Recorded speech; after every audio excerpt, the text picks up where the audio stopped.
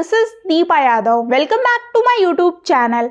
Good morning आप सभी लोगों को। आज था एमपी वन रक्षक का पेपर, जो कि काफ़ी सारे बच्चों ने इस पेपर को दिया होगा आज की डेट में। आज है 31 मई, फर्स्ट शिफ्ट का पेपर हो चुका है। तो उसी बेसिस पे कुछ क्वेश्चन हैं जो फर्स्ट शिफ्ट के एग्जाम में पूछे गए हैं। तो मैं वही बताने आई हूँ कि किस टाइप के क्वेश्चन आपके एग्जाम में पूछे जा रहे हैं और क्या रहा पेपर का लेवल।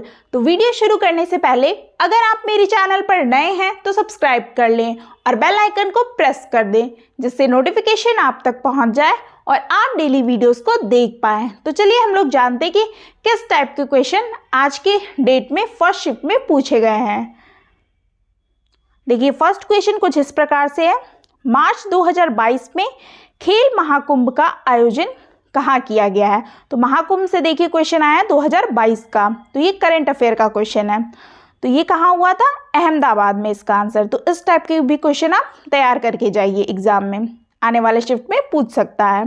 नेक्स्ट है वो भी करंट अफेयर से ही है कि फरवरी 2022 में हैदराबाद में 216 फीट ऊंची मूर्ति का अनावरण प्रधानमंत्री नरेंद्र मोदी ने किया है और इसे स्टैचू ऑफ इक्वलिटी नाम दिया गया। और यह मूर्ति किसकी मूर्ति है ये पूछा गया है। तो ये मूर्ति रामानुजाचार्य की है। ठीक है, तो ये दो क्वेश्चन आपके करंट अफेयर से थे। नेक्स्ट क्वेश्चन देखिएगा, प्रतिमान में कौन सा समास है? तो समास से देखिए क्वेश्चन आ रहे हैं हर शिफ्ट में। अभी तक जितने भी पेपर हुए हैं समास से क्वेश्चन आ रहा है, तो आप जितने भी समास है वो पढ़ के जाइए। तो प्रतिमान में कौन सा समास है ये पूछा, तो ये अव्ययी भाव समास है। तो सबसे पहले जान लेते हैं कि अव्ययी भाव समास क्या होता है। जिस समास में पूर्व पद क्या होता है? अव्यय होता है। अव्यय हो उसे अव्ययी भाव समास कहते हैं। देखिए कुछ मैंने एग्जाम्पल रखे हैं जो आपके एग्जाम के पॉइंट ऑफ व्यू से इम्पॉर्टेंट भी हो सकते हैं, आने वाले शिफ्ट में पूछे जा सकते हैं। तो यथासंभव ये भी अव्ययी भाव समास है। बेफायदा अव्ययी समास है। भागम भाग ये भी अव्ययी भाव समास है। और आखंड ये भी अव्ययी भाव समास है, जिसमें क्या है? पूर्व पद अव्यय हो, जिसमें ये देखिए यथा, बेफायदा, भाग, भागम भाग, ठीक है, आकंड, तो ये सब क्या है? अव्ययी भाव समास है। ठीक है, अव्यय होते जो पूर्व पद में वो आपके अव्ययी भाव समास कहलाते हैं। ठीक है, तो ये आप समास से क्वेश्चन, ये टॉपिक आप पढ़ के जाइए। नेक्स्ट क्वेश्चन देखिए, हिंदी वर्णमाला में अयोगवाह वर्ण कौन से हैं? तो अयोगवाह वर्ण आया है वर्णमाला से अंग वर्ण अयोगवाह वर्ण है। अंग ये अयोगवाह है। तो आप संयुक्ताक्षर व्यंजन क्या होते हैं, स्पर्श व्यंजन क्या होते हैं, ये सब पढ़ के जाइए वर्णमाला में। ठीक है, क्वेश्चन इससे बनते हैं। नेक्स्ट क्वेश्चन देखिएगा कि भारत के कितने राज्यों की सीमा भूटान से लगती है? तो ये 4 जो है भारत के कितने राज्यों से पूछा ना कि राज्यों की सीमा भूटान से लगती है, तो वो 4 राज्यों की सीमा से भूटान से लगती है भारत की। तो देखिए इसमें कुछ पॉइंट्स हैं। भारत की 699 किलोमीटर सीमा भूटान के साथ लगती है। और भारत के ये जो 4 राज्य हैं उनके बारे में भी देखिए, असम है, अरुणाचल प्रदेश है, पश्चिम बंगाल और सिक्किम की सीमा भूटान से के साथ लगती है। तो ये आपका एग्जाम के पॉइंट ऑफ व्यू से इंपॉर्टेंट हो सकता है, पूछ सकता है ना कि कौन से राज्य जो भूटान सीमा से लगते हैं। तो ये आपको राज्य के नाम दे देगा, उसमें से आपको बताना होगा। और इसमें राज्य का पूछा तो 4 आप लगा दिए आज के पेपर में, तो आने वाले शिफ्ट में ये क्वेश्चन बन सकता है। नेक्स्ट क्वेश्चन देखिए, मध्य प्रदेश से पूछा गया है कि मध्य प्रदेश में गांधी सागर बांध किस नदी पर स्थित है? तो ये चंबल नदी पर स्थित है। तो कुछ एडिशनल इन्फॉर्मेशन भी जान लेते हैं हम लोग ना, कि क्वेश्चन जैसे हम पढ़ रहे हैं तो उसका कुछ एडिशनल इन्फॉर्मेशन जानने का एक फ़ायदा होता है कि आगे आने वाले जो एग्ज़ाम होंगे उसमें आपको हेल्प मिल जाती है। गांधी सागर बांध मध्य प्रदेश में चंबल नदी पर स्थित है और इसकी आधारशिला 7 मार्च 1954 को तत्कालीन प्रधानमंत्री जवाहरलाल नेहरू ने रखी थी और यह बांध 1960 में बनकर के तैयार हुआ था। तो मध्य प्रदेश में गांधी सागर बांध किस नदी पर स्थित है? तो वो है चंबल नदी पर स्थित है। नेक्स्ट क्वेश्चन देखिएगा, किस लौह अयस्क में सर्वाधिक लोहा मिलता है? तो वो है मैग्नेटाइट में। ठीक है, मैग्नेटाइट जो लौह अयस्क में सर्वाधिक लोहा मिलता है। तो कुछ पॉइंट है कि मैग्नेटाइट में सर्वाधिक लोहा मात्रा में लोहा निकलता है। उसके बाद का जो क्रम है इस प्रकार से है, हेमेटाइट, लाइमोनाइट और साइडोनाइट। तो ये आपका क्रम से भी कभी पूछ सकता है, तो इसको आप पढ़ लीजिएगा, ये पॉइंट याद रखिएगा। नेक्स्ट क्वेश्चन देखिएगा कि लोगों का मानना है कि रात के समय पेड़ों के नीचे सोना सुरक्षित नहीं होता है। इस कथन के पीछे का वैज्ञानिक कारण यह है कि पेड़ रात में क्या है, कार्बन डाइऑक्साइड को छोड़ते हैं। तो इस तरीके के क्वेश्चन आपके देखिए साइंस से ये क्वेश्चन है, जनरल साइंस से। अब इसके बारे में कुछ हम लोग एडिशनल इन्फॉर्मेशन जान लेते हैं कि मतलब कार्बन डाइऑक्साइड पेड़ क्यों छोड़ते हैं।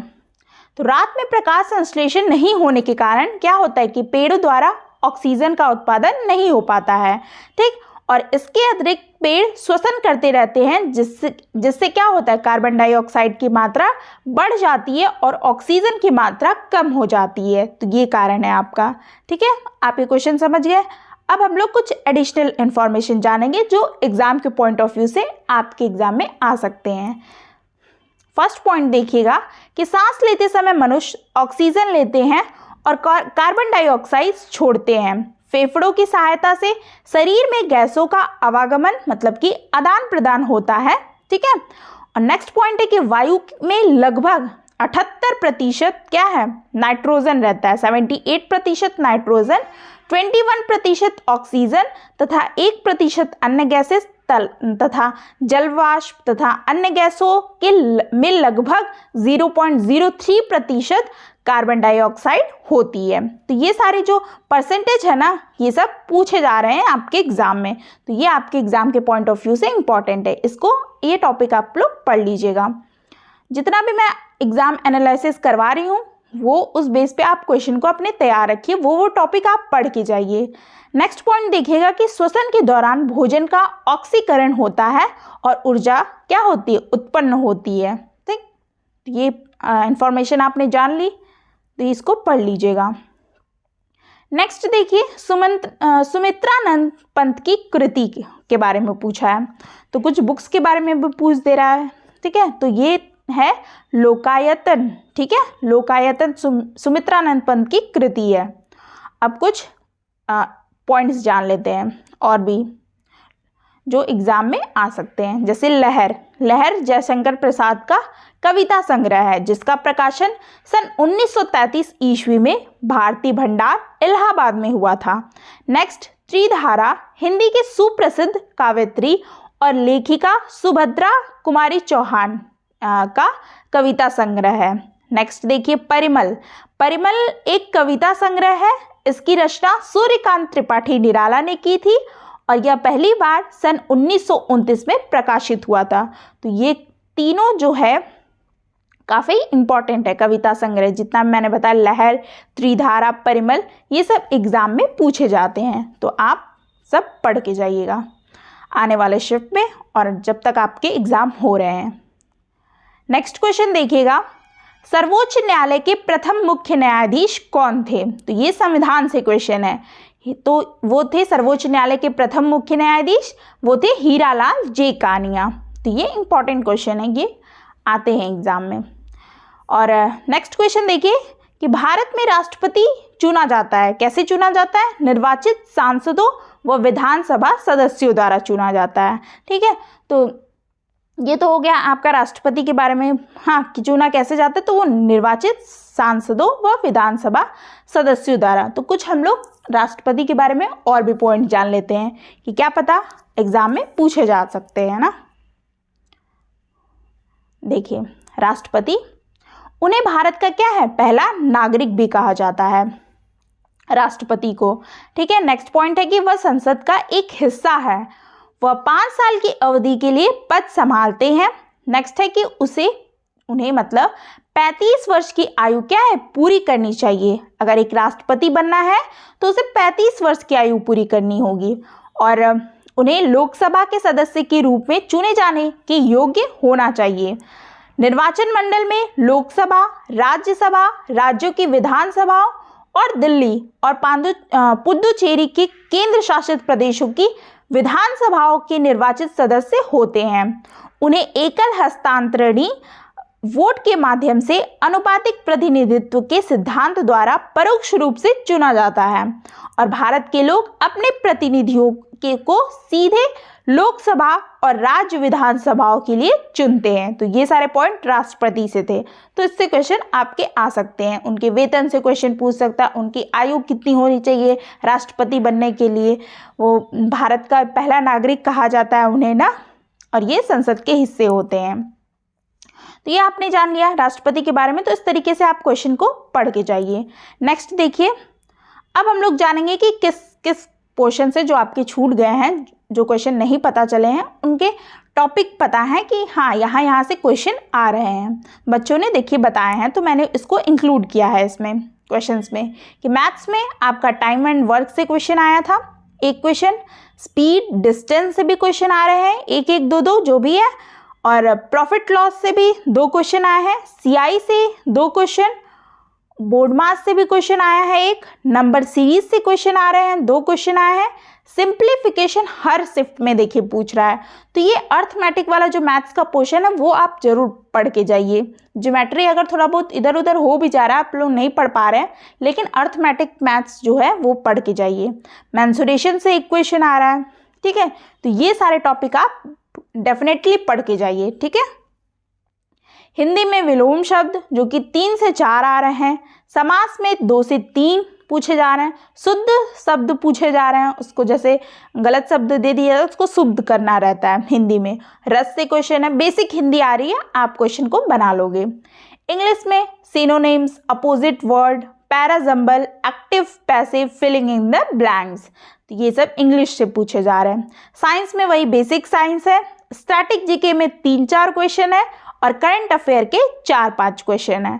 तो ये सब आपके क्वेश्चन हैं जो आपको, ये टॉपिक मैंने बता दिया कि ये सब टॉपिक आप पढ़ के जाइए एग्ज़ाम में। आने वाले आपके जितने मतलब आज के 2nd और 3rd शिफ्ट में होने वाले एग्ज़ाम, और जो आगे का है जिनका एग्ज़ाम और भी डेट में 20 तारीख तक है ना आप लोग के एग्ज़ाम, तो उसमें आ सकते हैं ये सब टॉपिक। और कुछ कॉमन टॉपिक हैं जो आपको पढ़ के ही जाने हैं, उससे क्वेश्चन आ ही रहा है, कितना इधर उधर करेगा। और पेपर का जो लेवल है ना वो बहुत ज़्यादा हार्ड नहीं आ रहा है, ठीक है, टफ नहीं है, वो एक तरीके से मॉडरेट ही बनाता है, ठीक है।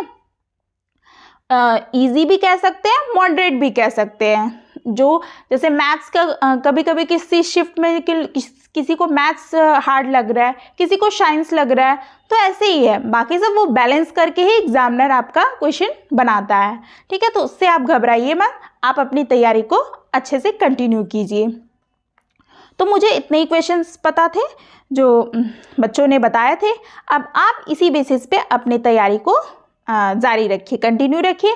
आई होप आपको वीडियो अच्छी लगी हो, तो चैनल को सब्सक्राइब करें और वीडियो को लाइक करके जाएं। मिलते हैं फिर ऐसे ही कुछ मेमोरी बेस्ड क्वेश्चन के साथ। Thanks for watching.